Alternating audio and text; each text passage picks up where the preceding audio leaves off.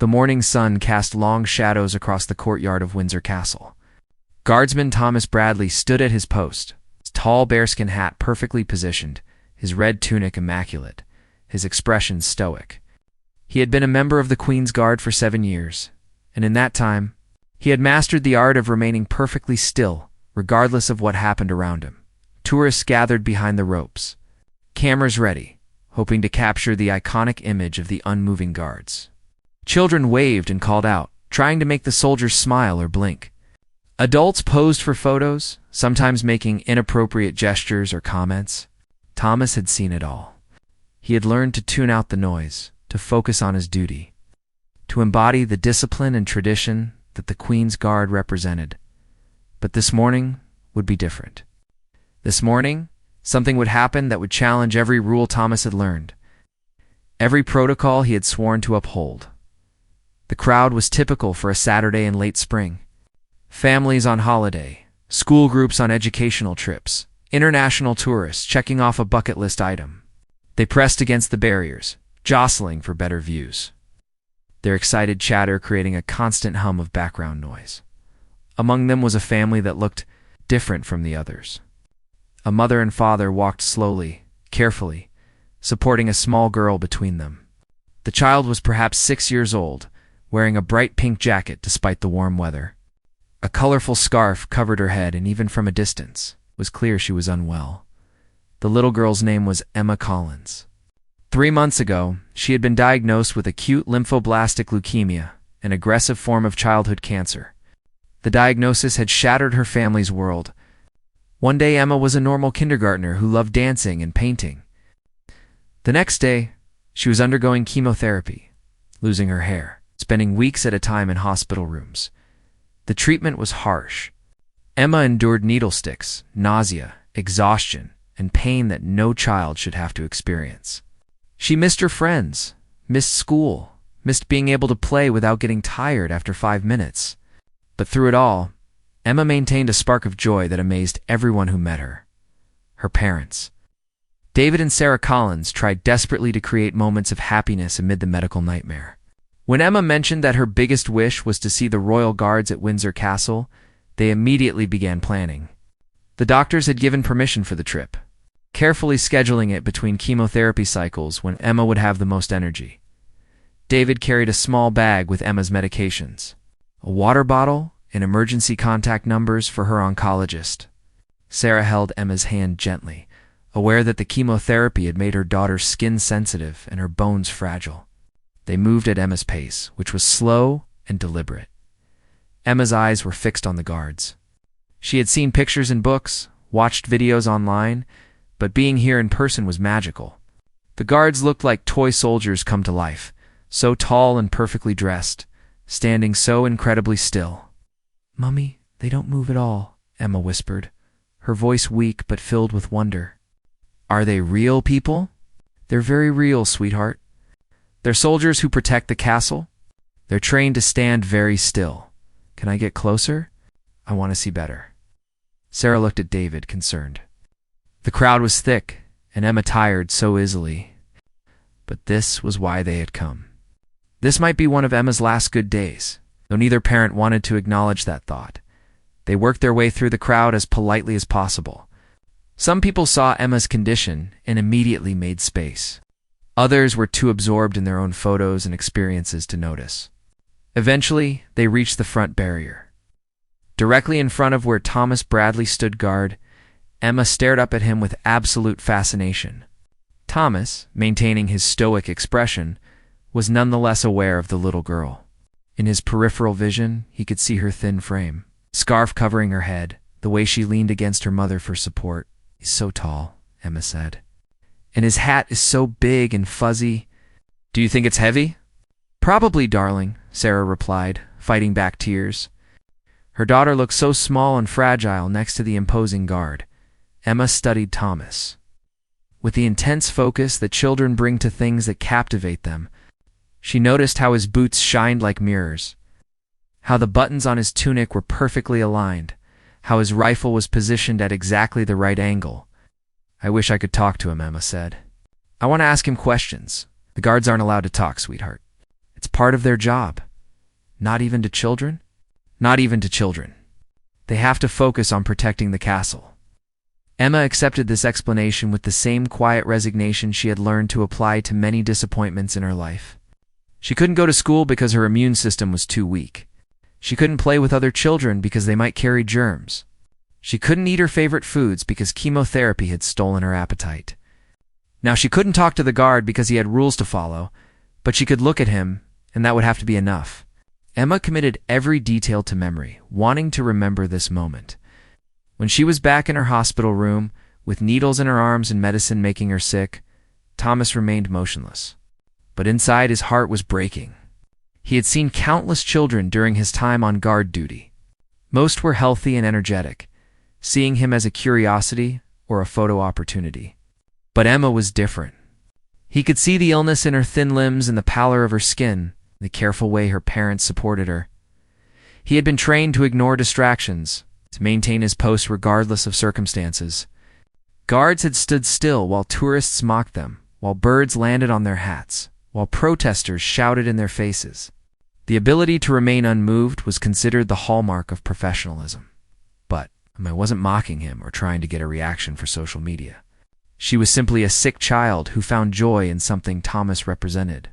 And somehow, that made all the difference. Minutes passed. Emma continued to stare, occasionally whispering observations to her parents. She noticed when Thomas blinked, which happened so rarely she counted the seconds between each one. She saw how his chest moved with measured breaths. She studied the reflection in his boots. Other tourists came and went, taking quick photos and moving on. But Emma remained transfixed. This was better than any television show, more interesting than any game. Here was a real soldier, standing guard at a real castle. And she was close enough to see everything. Sarah noticed Emma swaying slightly. "Sweetheart, are you getting tired? Maybe we should sit down for a bit." "Not yet, Mummy. Just a few more minutes." "Please." David and Sarah exchanged glances. Emma had so few things that brought her joy anymore. If standing here watching a guard made her happy, they would stand here as long as she wanted, but Sarah saw something else in her daughter's expression. It wasn't just fascination. It was longing. Emma wanted to connect with the guard somehow, to have some interaction beyond just observing from behind a barrier. "Emma, what are you thinking about?" Sarah asked gently. "I want to give him something." "A present? Do you think he would like a present?" "Oh, honey, I don't think the guards are allowed to accept gifts. Not even a small one? Not even something to make him smile?" Sarah's heart shattered. Her daughter, who was fighting for her life, with every reason to focus on her own needs, wanted to give something to a stranger to make him happy. Emma reached into her pocket and pulled out a small object. It was a little plastic toy soldier, maybe 2 inches tall, painted in the same red and black colors as the real guards. She had bought it at a hospital gift shop with money her grandmother had given her, thinking it might help her feel brave during treatments. "Can I give him this?" Emma asked. "So he knows someone thinks he's special?" David knelt beside his daughter. "Sweetheart, that's your special soldier. You don't have to give it away, but I want to. He stands here all day in the sun and heat, and nobody thanks him. I want him to know that I think he's doing a good job." Tomas heard every word. His eyes remained forward, his expression unchanged.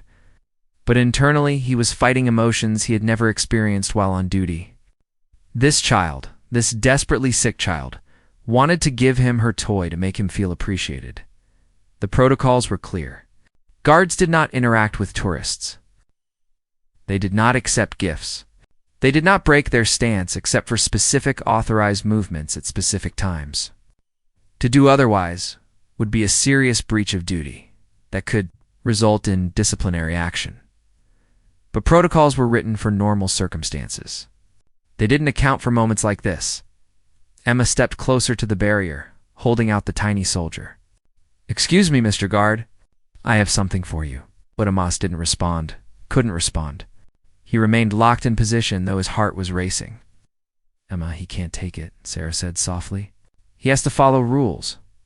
"But why?" "It's just a little toy. It won't hurt anything." A small crowd had gathered, noticing the interaction. Some people held up their phones, sensing that something unusual was happening. Others smiled at the sweet gesture from the sick child. Emma's arm began to shake from holding out the toy. She was so weak, even this small effort was exhausting her. But she didn't lower her arm. She stood there, offering her gift, hoping somehow the guard would understand what it meant. Tears rolled down Sarah's cheeks. She wanted to pull Emma away, to spare her this disappointment. But she also knew her daughter needed to try, needed to make this connection, needed to believe that her gesture mattered. Thomas stood frozen, trapped between duty and humanity. Every aspect of his training told him to remain still, to ignore the situation, to let it pass without reaction. But every aspect of his heart told him something different. The second stretched out. Emma's arm trembled. The crowd watched in silence. And Thomas Bradley, guardsman of the Queen's Guard, faced the most important decision of his military career. He thought about why he had joined the Guard in the first place. Yes, it was about discipline and tradition and service. But ultimately, it was about protecting people, about standing for something good and noble. And what could be more noble than acknowledging a dying child's attempt to spread kindness? Thomas made his decision. Slowly, carefully, he moved his eyes downward to meet Emma's gaze. It was a tiny movement, barely perceptible to anyone not paying close attention. But to Emma, it was everything. Her face lit up with a smile so bright, it seemed impossible that someone so ill could radiate such joy. "You can see me," she exclaimed. "You're real." Thomas's lips twitched, the ghost of a smile, another breach of protocol, but one he couldn't prevent. Emma's happiness was contagious, even for someone trained to show no emotion. "Thank you for standing guard," Emma said, her voice growing weaker. "You're very brave. I want to be brave like you." Something broke inside Thomas. This child thought he was brave for standing still in a ceremonial uniform. While she faced cancer with grace and still found the strength to think about making others happy, she didn't understand that she was far braver than he could ever hope to be. The rules said don't move. The rules said don't interact. The rules said maintain the tradition and dignity of the position at all costs. But in that moment, Thomas realized that sometimes the most dignified thing you can do is acknowledge another person's humanity, especially when that person might not have much time left to be acknowledged. The decision took less than 3 seconds. Thomas Bradley had spent 7 years perfecting the art of being invisible, of fading into the role of statue-like guardian. Now, he was about to throw all of that away for a little girl holding a plastic toy soldier. He made another small movement, this time shifting his gaze to his sergeant who stood at a distance, monitoring the guards. The sergeant was watching the interaction, his expression neutral but alert. Thomas needed to know if this would be permitted. If breaking protocol in this moment would be understood or condemned. The sergeant, a man named Robert Hughes, who had served for 20 years, saw something in Thomas's eyes. A question, a plea, a human moment breaking through military discipline. Hughes had children of his own, grandchildren too. He saw the little girl's condition, saw her trembling arms still holding out the toy, saw her parents barely holding back tears. Hughes gave the smallest nod. It was barely a movement, just a slight tilt of his head that could have been mistaken for adjusting his position. But it was permission. Unofficial, unspoken, but real. Thomas took a breath. Then, in a movement that felt both terrifyingly rebellious and absolutely right, he broke his stance. He shifted his rifle slightly, then bent down on one knee, bringing himself to Emma's eye level. The crowd gasped. Phones went up, capturing the moment. This wasn't supposed to happen. Guards didn't kneel. Guards didn't break formation. Guards certainly didn't interact with tourists. But Thomas wasn't thinking about the crowd, or the rules, or the potential consequences. He was focused entirely on Emma, whose eyes had gone wide with surprise and delight. "Hello there," Thomas said quietly, his voice gentle, despite years of shouting commands on training grounds. "What's your name?" "Emma," she whispered, barely able to believe this was happening. "Emma Collins. I'm 6 3/4. "That's a very grown-up age," Thomas replied. "I'm Guardsman Bradley, but you can call me Thomas." Emma's smile grew impossibly wider. "You talked to me. I didn't think you were allowed to talk." Normally I'm not. But I think this is a special circumstance, don't you? Because I'm sick? Thomas felt his throat tighten. Children were so honest, so direct. Because you're very kind, and kindness deserves to be recognized. Emma held out the toy soldier again, her hand shaking less now that Thomas was kneeling. This is for you. I bought him at the hospital shop. He's been keeping me company during my treatments, but I want you to have him now, so you won't be lonely standing here all day. Thomas took the tiny soldier with reverence, as if Emma was handing him a medal of honor. This is one of the best gifts I've ever received. I'll keep him in my pocket right over my heart. That way he'll help me be brave, just like he helped you. You need help being brave? Emma asked, surprised. But you're a soldier. Everyone needs help being brave sometimes. Even soldiers. Especially soldiers. Emma thought about this. I have to be brave a lot. When they put needles in me, and when the medicine makes me sick, and when I can't play because I'm too tired. My mummy says being brave doesn't mean you're not scared. It means you do things even when you are scared. Your mummy is very wise, and you're one of the bravest people I've ever met. Really? Emma's eyes shone with tears, but they were happy tears. Really and truly. Do you know what we call people who stand strong even when things are hard? We call them heroes. And that's what you are, Emma. A hero. Sarah Collins had collapsed against her husband, sobbing quietly. David held her, his own tears falling freely. Other people in the crowd were crying too. Moved by the tender scene unfolding before them, Emma looked at her scarf, then back at Thomas. I lost all my hair from the medicine. That's why I wear this. Some kids at the hospital don't have hair either. We look different from other children. You know what I think? Thomas said. I think that scarf makes you look like a superhero with a special cape. And the fact that you're going through treatment and still thinking about giving gifts to others, that's a superpower. What kind of superpower? The superpower of making people feel seen and valued. That's rarer and more important than any other power. Emma considered this. Can I ask you something? Anything? Does your hat get heavy? And hot?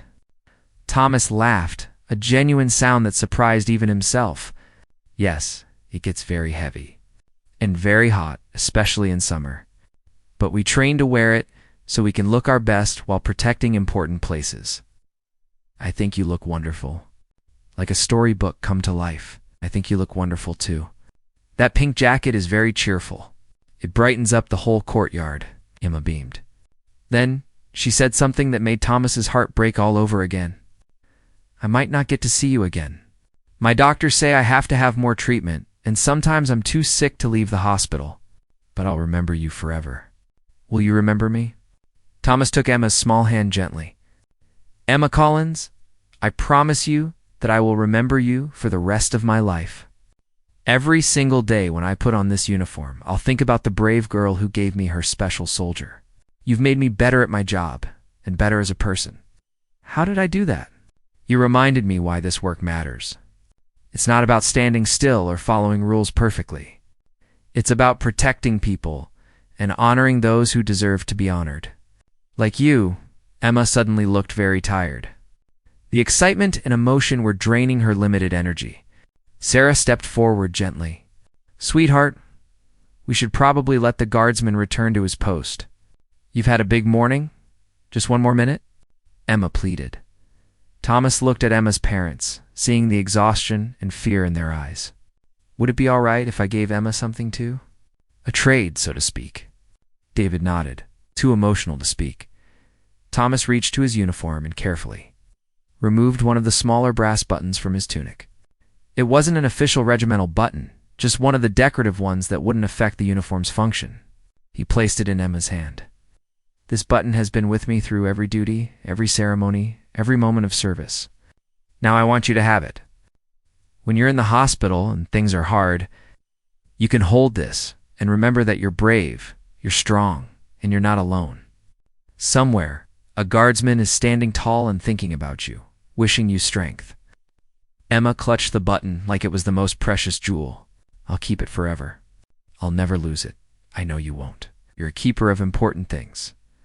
Sergeant Hughes approached then, his footsteps measured and deliberate. Thomas tensed, wondering if the moment of grace had ended and consequences were about to begin. But Hughes simply nodded at Emma and said, "Miss Collins, thank you for visiting Windsor Castle today. You've brought honor to this place." "Thank you, sir," Emma replied, her voice barely above a whisper now. Hughes looked at Thomas. "Guardsman Bradley, please escort Miss Collins and her family to the visitor center. They may need a place to rest before their journey home." It was a kind gesture, disguised as an order, giving Thomas permission to spend a few more minutes with Emma, while also ensuring the family had somewhere quiet to recover from the emotional moment. Thomas stood, adjusting his uniform, then offered his arm to Emma. "May I escort you, Miss Collins?" Emma giggled, delighted by the formal gesture. She took his arm with her free hand, still clutching his button with the other. Together, they walked slowly toward the visitor's center, with David and Sarah following close behind. The crowd parted automatically, people dabbing at their eyes, many recording the scene on their phones. Someone started clapping, and soon the entire courtyard erupted in applause. Emma looked around in wonder, not understanding that the applause was for her as much as for Thomas. Inside the visitor center, Thomas helped Emma sit in a comfortable chair. A staff member brought water and biscuits. Emma's energy was almost completely depleted now, but her smile remained. "Thank you for walking with me," she said. "I felt like a real princess. You are real royalty, braver than any princess in any story." David stepped forward, extending his hand to Thomas. "Guardsman Bradley, I don't have words adequate to thank you. What you did out there, breaking protocol to honor our daughter, it means more than you can possibly know." Thomas shook his hand firmly. "Sir, your daughter honored me. She saw someone standing at their post and thought about how to make their day better. That's extraordinary character." Sarah hugged Thomas, something that would normally be completely inappropriate with a guard in uniform, but somehow felt right in this moment. "You've given Emma a memory she treasure. Whether she has days or years ahead of her, she'll remember the guardsman who saw her, who talked to her, who treated her like she mattered. She does matter, tremendously." Thomas knelt one more time in front of Emma. "I need to return to my post now, but I meant what I said. I'll think about you every day. You've changed something in me, Emma. You've reminded me what true courage looks like." "Will you stand brave for me?" Emma asked. "I'll stand brave because of you. There's a difference." Emma leaned forward and hugged Thomas, her thin arms barely reaching around his broad shoulders. He held her carefully, aware of how fragile she was, but wanting her to feel the strength and support of the embrace. "Goodbye, Thomas," Emma whispered. "Goodbye, Emma. Stay strong, little hero." When Thomas stood and walked back toward his post, he felt transformed. The uniform felt different, heavier with meaning. The role felt different, more purposeful. He had been a guard for 7 years. But only now did he truly understand what he was guarding. Not just buildings and traditions, but the capacity for human kindness and connection. As he resumed his position at his post, Sergeant Hughes approached. "That was well done, Bradley. I'll handle any questions from command. What you did out there was the right thing." "Thank you, Sergeant. I thought I might have crossed a line." "You did cross a line, but some lines need to be crossed. That little girl needed what you gave her more than the military needs: perfect adherence to protocol." Hughes paused. "I have a granddaughter her age. If she were sick and someone showed her that kind of kindness, I'd be grateful beyond measure." Throughout the rest of his shift, Thomas stood at his post with renewed purpose. Emma's toy soldier rested in his pocket, a tiny weight against his heart. Every few minutes he would think about her smile, her courage, her generous spirit. Tourists continued to take photos. Children continued to try to make him react, but Thomas barely noticed. His mind was occupied with thoughts of a 6-year-old girl fighting for her life, while still finding the strength to give gifts to strangers. When his shift ended and he returned to the barracks, Thomas checked his phone for the first time in hours. Social media was exploding. Multiple videos of his interaction with Emma had gone viral. News outlets were picking up the story. The comments were overwhelmingly positive, praising his compassion and the break from protocol. But there were also critics. Some argued that guards should never break formation regardless of circumstances. Others claimed he had set a bad precedent that would make it harder for other guards to maintain discipline. A few accused him of seeking attention or using a sick child for publicity. Thomas ignored the critics. He didn't break protocol for publicity or praise. He did it because a dying child offered him a gift, and refusing that gift would have been a greater breach of honor than any violation of standing orders. His commander called him in for a meeting the next day. Thomas went prepared to accept whatever consequences came. He had made his choice consciously and would stand by it. Commander Patterson was a stern man in his late 50s who had served in multiple combat zones. He gestured for Thomas to sit, then pulled up one of the videos on his computer. They watched in silence as Digital Thomas knelt before Digital Emma, their conversation captured for millions to see. When the video ended, Patterson leaned back in his chair. "Do you know how many regulations you violated in that interaction, Bradley?" "Several, sir." "I'm prepared to accept appropriate discipline. What you did could be viewed as abandoning your post, breaking formation without authorization, engaging with civilians while on duty, and accepting gifts from tourists. Any one of those could result in serious consequences." "Yes, sir, I understand." Patterson was quiet for a long moment. Then he said, "What you did could also be viewed as exemplifying the highest ideals of military service, showing compassion, recognizing when humanity trumps protocol, and using your position to make a positive difference in someone's life." Thomas wasn't sure how to respond, so he remained silent. "That little girl is going viral, Bradley. Her story is spreading everywhere. People are talking about courage, kindness, and what it means to serve.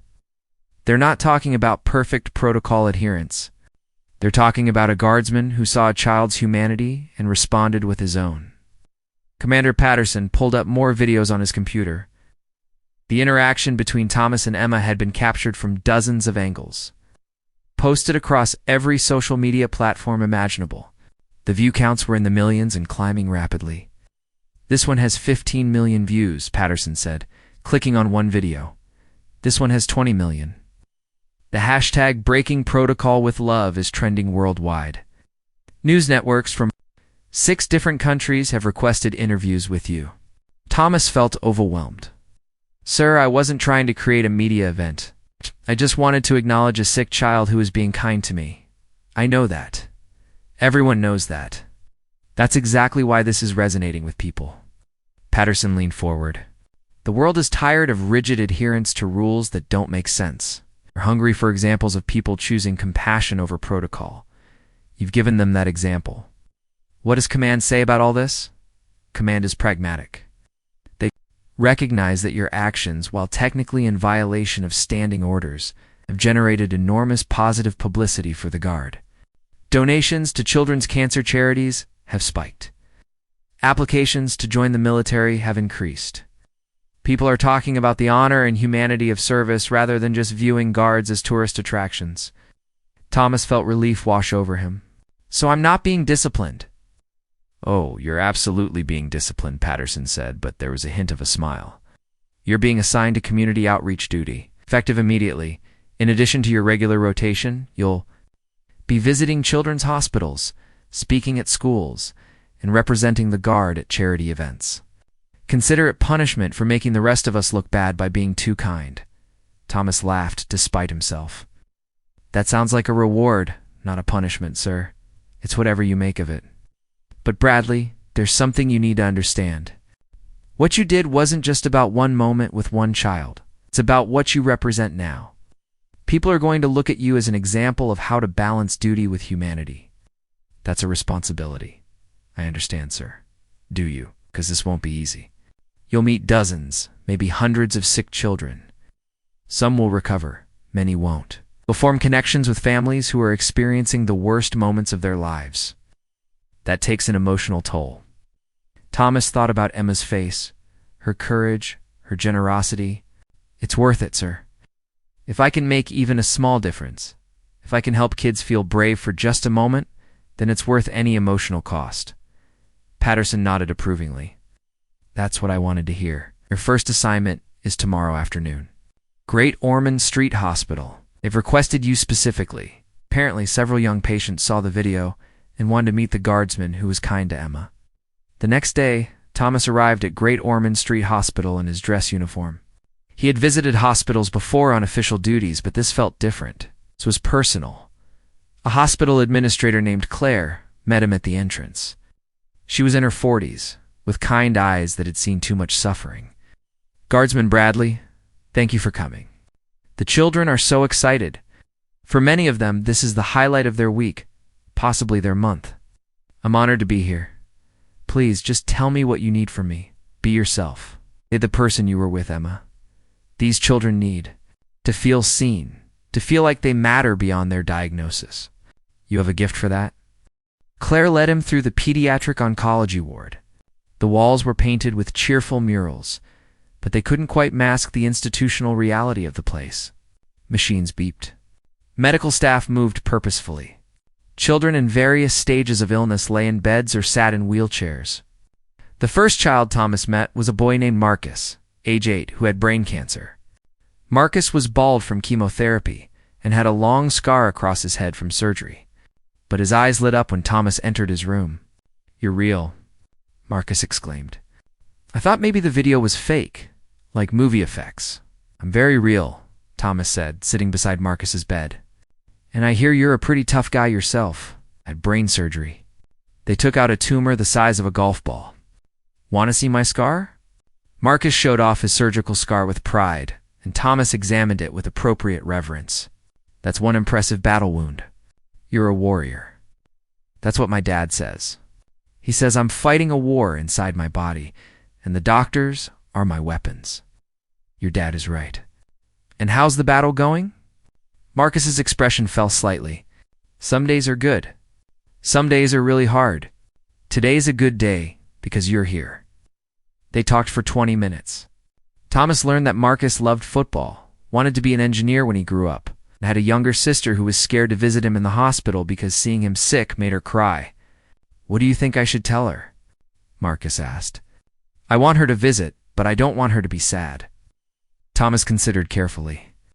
"Maybe tell her that seeing someone you love going through something hard is scary, but being there for them is what makes you brave. You need her, and she needs to know that you still love her, even though you're sick." Marcus nodded slowly. "That's good. I'll tell her that." As Thomas prepared to leave, Marcus said, "Can I ask you something? In the video, you gave Emma a button from your uniform. I don't want to be greedy, but do you have anything you could give me? Something to remind me to be brave?" Thomas reached into his pocket and pulled out Emma's toy soldier. He had carried it every day since their meeting, drawing strength from it. "This was a gift from a very brave girl. She gave it to me to help me be courageous. I think she would want you to have it now, to pass that courage along." Marcus took the tiny soldier with reverence. "I'll take good care of him. And when I get better, I'll give him to another kid who needs courage." That's exactly right. Courage is meant to be shared. Over the next 4 hours, Thomas visited 12 more children. Each had their own story, their own battle, their own unique personality that transcended their illness. There was Sophie, age 5, who had leukemia and wanted to show Thomas every single one of her stuffed animals.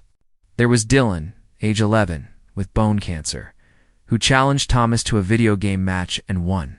There was Amara, age 7, with neuroblastoma, who sang Thomas a song she had written about being strong. Each child took a piece of Thomas's heart. Each conversation reinforced his decision to break protocol with Emma. These children needed more than medical treatment. They needed to feel valued, seen, and special. They needed to know that their lives mattered beyond hospital rooms and treatment plans. At the end of the visit, Claire walked Thomas back to the entrance. "You have a rare gift. Most people don't know how to talk to seriously ill children. They either treat them like they're dying, or they pretend nothing is wrong. You treat them like people, like individuals with personalities and interests beyond their diagnosis. That's all they want, to be seen as themselves, not as their illness. Will you come back? The children would love to see you again. I'll come back as often as my schedule allows. This is important work." As Thomas drove back to barracks, he felt emotionally exhausted but fulfilled. This was what service truly meant. not standing at attention for tourists, not participating in ceremonies, but making a tangible difference in the lives of people who needed hope. His phone buzzed constantly with messages. Friends and family had seen the viral videos. Journalists wanted interviews. Organizations wanted him to speak at events. It was overwhelming, but one message stood out. It was from David Collins, Emma's father. "Guardsman Bradley, Emma asked me to contact you. She wanted you to know that she's having a tough week with treatment. But she holds your button every time they put needles in her. She says it makes her feel like you're there with her, helping her be brave. Thank you for that gift. It means everything to her, and to us." Thomas typed back immediately. "Please tell Emma that I'm thinking about her every day. She's the bravest person I know. I'm honored that my button can help her through hard moments." David's response came quickly. "She wants to know if you'll come visit her at the hospital, only if it's not too much trouble. She understands if you're too busy." "I would be honored to visit Emma. When would be a good time?" They arranged for Thomas to visit 2 days later, during a break in Emma's chemotherapy cycle, when she would have more energy. Thomas cleared it with his commanders, who not only approved but encouraged it. Recognizing the positive impact such visits could have, when Thomas arrived at Emma's hospital, he brought several items. He had spent his own money on a stuffed guard teddy bear wearing a miniature uniform. He had also arranged something special with his regiment.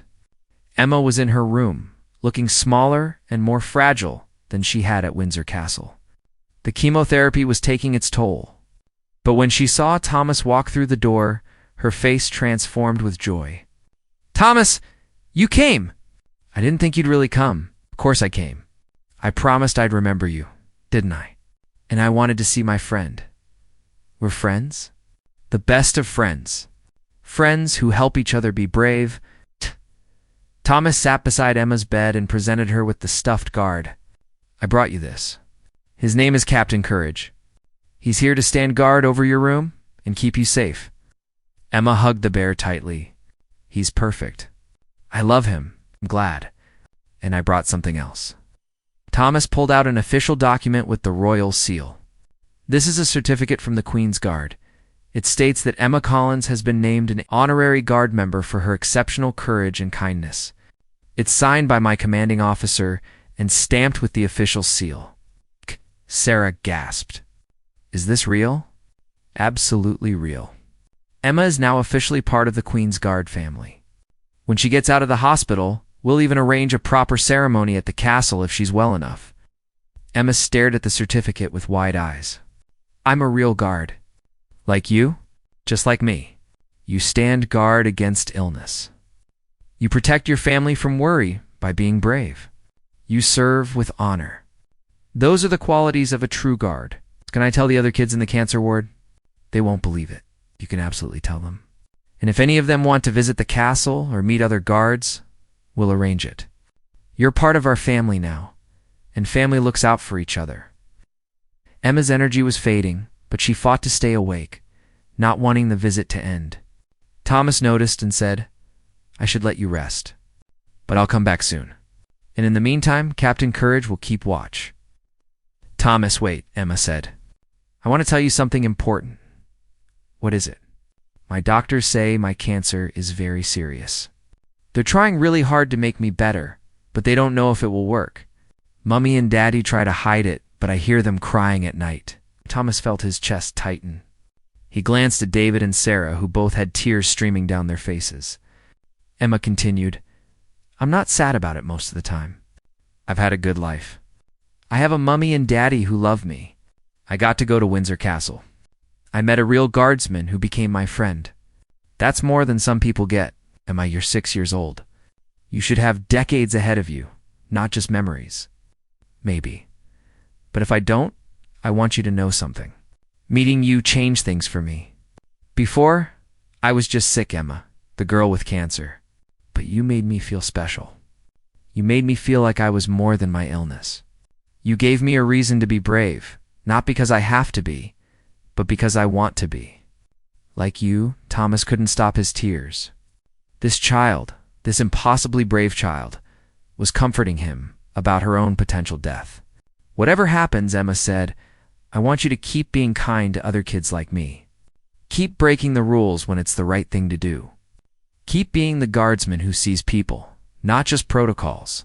Promise, Emma. I absolutely promise." Emma smiled, satisfied. Then she said something that would stay with Thomas forever. "You know what's funny? Everyone thinks you did something special for me at the castle. But really, I did something special for you." "What do you mean?" "I gave you permission to be yourself. To be the person you wanted to be, instead of just the person the rules said you had to be. That's my gift to you. The button you gave me helps me be brave.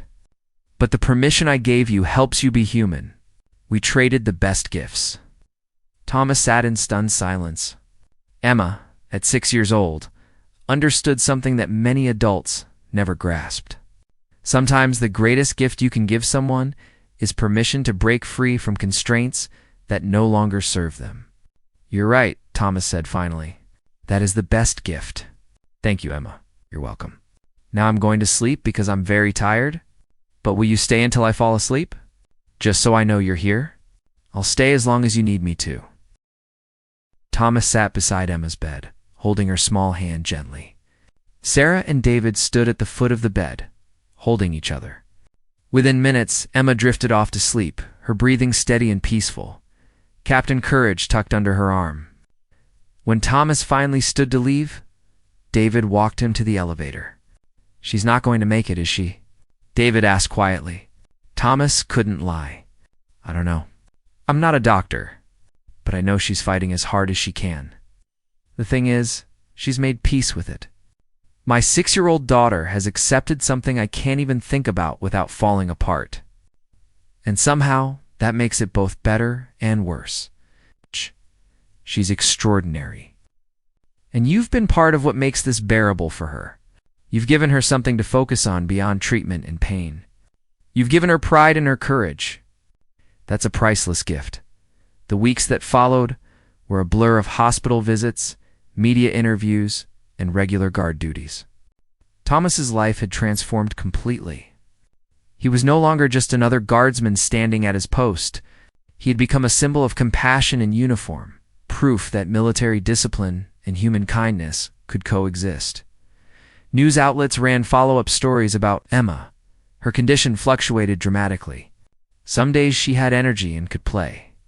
Other days, she could barely lift her head from the pillow. The chemotherapy was destroying the cancer, but also destroying her small body. Thomas visited as often as he could. Sometimes Emma was awake and they talked. Other times, she slept while he sat quietly beside her bed, keeping his promise to stand guard. Sarah and David came to view him as an extended family member, someone who understood their daughter in a unique way.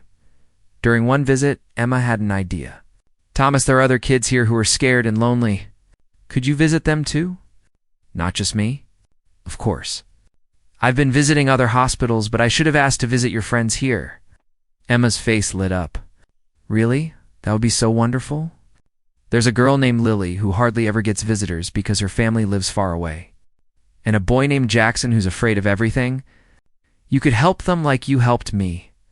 That afternoon, Thomas visited 6 other children in Emma's ward. Each visit was different. Each child unique in their fears and hopes. Lily cried when Thomas told her she was brave. Jackson asked 100 questions about being a guard. A tiny 3-year-old named Oliver just wanted Thomas to sit with him while he had his treatment. Word spread throughout the hospital. Other wards requested visits. Thomas coordinated with his commanders to establish a regular schedule. Tuesday and Thursday afternoons became his hospital time, sacred and unchanging. The Guard Regiment recognized the value of what Thomas was doing. They assigned 2 other guardsmen to join him, expanding the program. Soon, Queen's Guard members were visiting children's hospitals across London, bringing joy and courage to young patients fighting terrible battles. Emma's condition worsened as autumn approached. The chemotherapy wasn't working as well as doctors had hoped. They tried different treatments, more aggressive approaches, but the cancer was relentless. Emma grew weaker, thinner, more fragile. One October evening, Thomas received a call from David. His voice was shaking. "Thomas, the doctors say Emma doesn't have much time left. Days, maybe a week. She's asked for you." Could you come? Thomas was at the hospital within 30 minutes. Emma's room was dim, filled with the beeping of monitors and the hiss of oxygen equipment. She looked impossibly small in the hospital bed, her skin pale, her breathing labored, but when she saw Thomas, she smiled.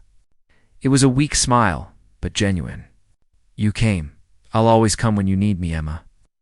I wanted to say goodbye properly. Not just falling asleep without saying it. Thomas pulled a chair close to her bed. Sarah and David sat on the other side, holding their daughter's hands. You don't have to say goodbye yet. Keep fighting. I'm tired of fighting. It hurts too much. And the doctors say the cancer is winning anyway. Emma's voice was barely a whisper. But I'm not scared. Do you know why? Why? Because I know what happens when you've been brave. People remember. People are changed. I changed you, Thomas. I saw it happen.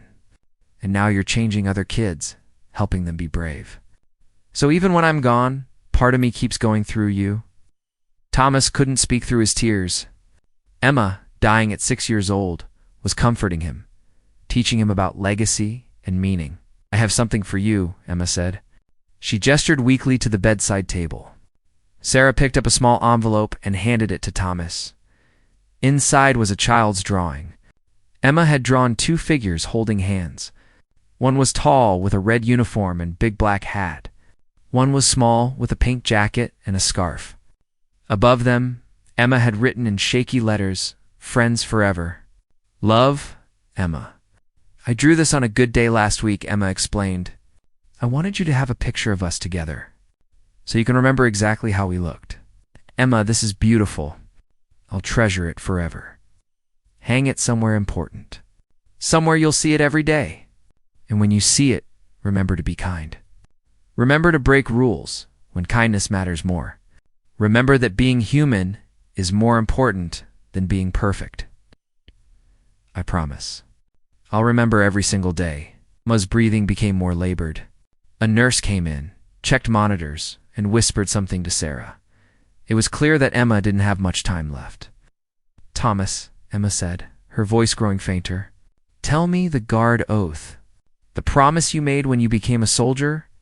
Thomas recited the oath of service, words about duty, honor, and protection. Emma listened with her eyes closed, a small smile on her lips. When he finished, Emma said, That's beautiful. I want to make my own oath. Will you help me? Of course. Emma thought for a moment, then spoke slowly, pausing between phrases to catch her breath. I, Emma Collins, promise to be brave even when it's hard.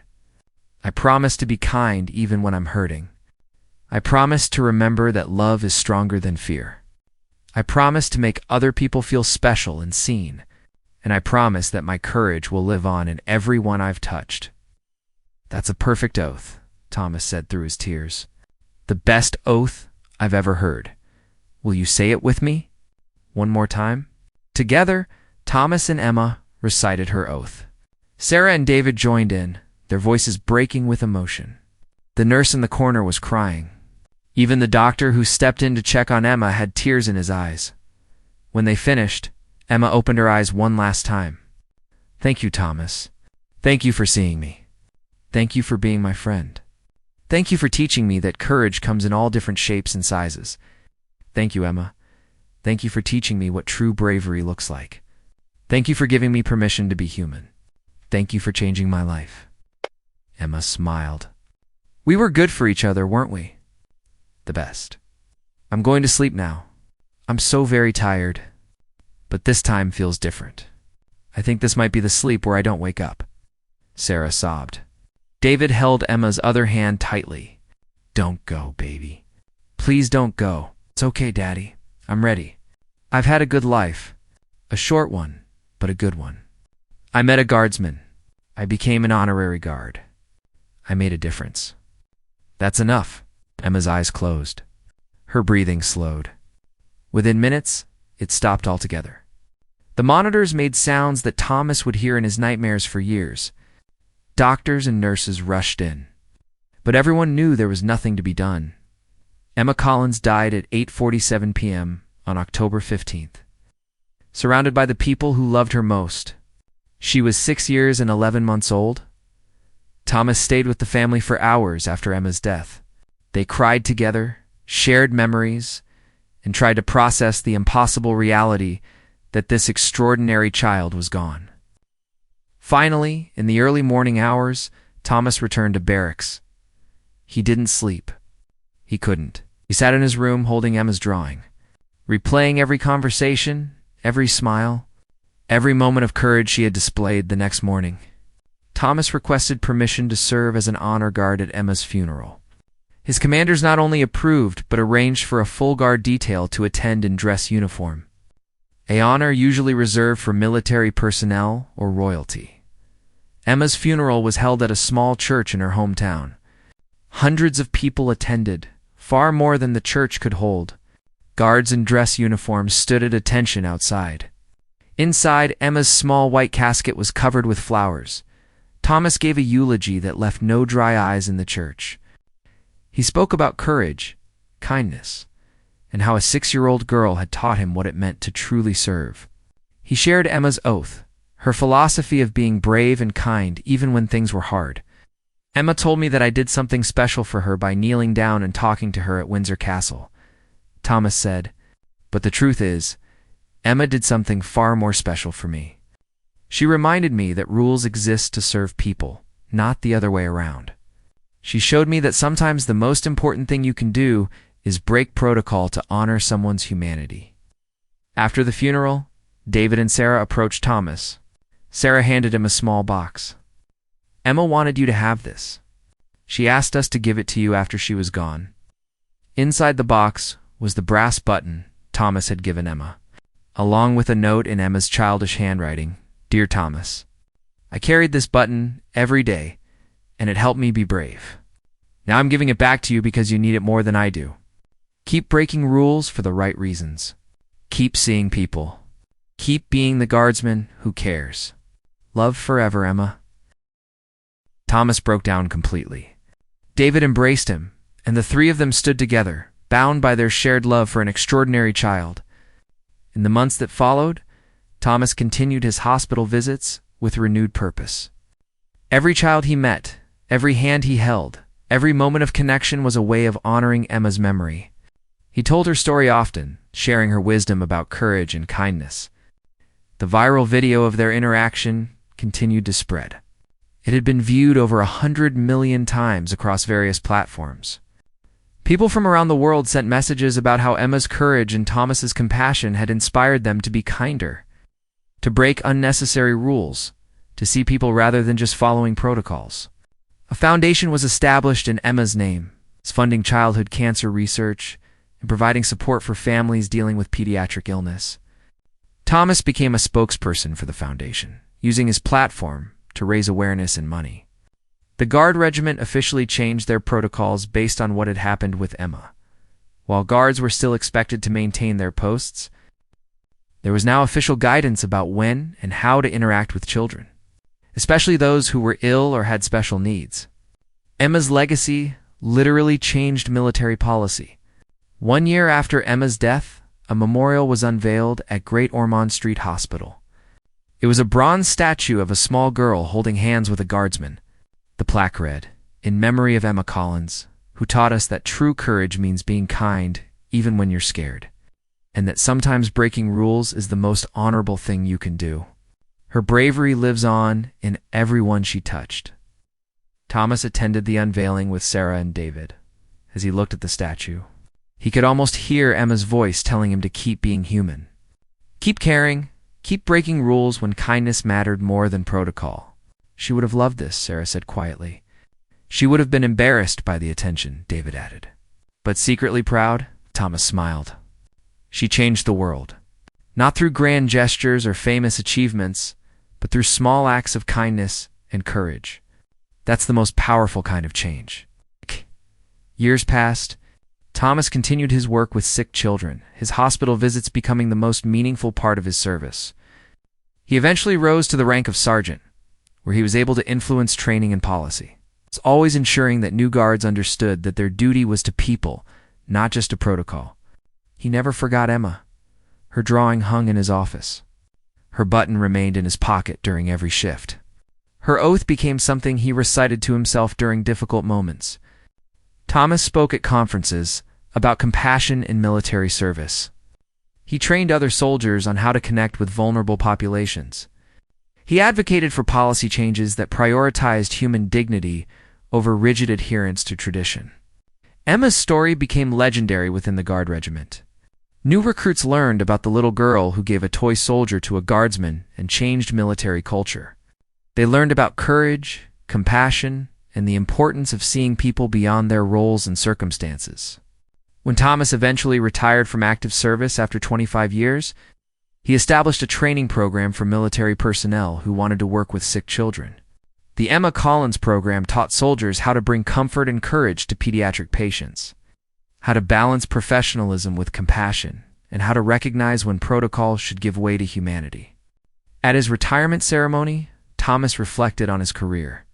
He had served in numerous capacities, earned various commendations, and contributed to military operations in multiple ways. But when asked about his proudest moment, he always gave the same answer. My proudest moment was kneeling down to talk to a 6-year-old girl named Emma Collins. In that moment, I chose to be human, rather than just being a soldier. I chose to honor her kindness, rather than following protocol. And that choice changed everything. Sarah and David attended Thomas's retirement ceremony. They had remained close over the years, bound by their shared love for Emma and their commitment to continuing her legacy. "Emma would be so proud of you," Sarah told Thomas. "Look at how many lives you've touched, how many children you've helped, how many policies you've changed. All because you were willing to break rules for the right reason." I was just following Emma's example. She was the brave one. She was the teacher. I was just lucky enough to learn from her. David shook his head. "No, Thomas. Emma taught you the lesson, but you took that lesson and multiplied it 1,000 times over. You honored her memory by becoming the person she believed you could be." That evening, Thomas sat alone in his apartment. Surrounded by letters and drawings from hundreds of children he had visited over the years, each represented a moment of connection, a chance to make someone feel seen and valued. He pulled out Emma's original drawing, now carefully preserved in a frame. He studied the two figures holding hands, the guardsman and the little girl. Forever frozen in that moment of unexpected friendship, "I kept my promise, Emma," Thomas said aloud. "I remembered you every single day. I broke rules when kindness mattered more. I helped other kids be brave. I stayed human." Thomas understood something profound that Emma had taught him years ago. True courage isn't about grand gestures or heroic acts. It's about choosing kindness in small moments. It's about seeing people beyond their circumstances. It's about being willing to break rules that prevent you from honoring someone's humanity. Emma Collins lived for less than 7 years, but her impact would last generations. Through Thomas and the thousands of people inspired by their story, her message of brave kindness continued to spread. The viral video that captured their initial meeting remained online, watched by new viewers every day. In the comments, people shared their own stories of choosing compassion over convenience, of breaking unnecessary rules to help others, of remembering that being human matters more than being perfect. Emma's legacy wasn't just in the lives she touched directly, but in the ripple effect of her courage. Every person who saw her story and decided to be a little kinder, a little braver, a little more willing to see beyond protocol, was continuing her work. Thomas often thought about Emma's final conversation with him, about how she said she wasn't scared because she knew people would remember her. She was right. People did remember, not just as a sick child or a sad story, but as a teacher who reminded the world that courage and kindness were the most important qualities anyone could possess. In the end, Emma Collins and Thomas Bradley taught millions of people a simple but profound truth. Sometimes the most courageous thing you can do is break protocol to honor someone's humanity. Rules exist to serve people, not the other way around. And when you choose kindness over convenience, when you see people beyond their circumstances, when you're willing to kneel down and connect with someone who needs it, you change the world in ways you can't imagine. The guardsman and the little girl with cancer had touched millions, not through grand actions, but through one simple moment of mutual recognition and respect. That moment, captured on video and shared around the world, became a symbol of what humanity could be when compassion trumped protocol. And somewhere, in whatever comes after, Emma Collins smiled, knowing that her courage lived on in every person who chose kindness, in every soldier who bent the rules for the right reasons, and in every child who learned that being brave meant being kind even when it was hard. The moment that touched millions started with a small girl offering a toy soldier to a guardsman. It grew into a movement that changed military culture, inspired charitable work, and reminded the world that our shared humanity matters more than any protocol. That was Emma's gift to the world, delivered through the guardsman who had the courage to receive it.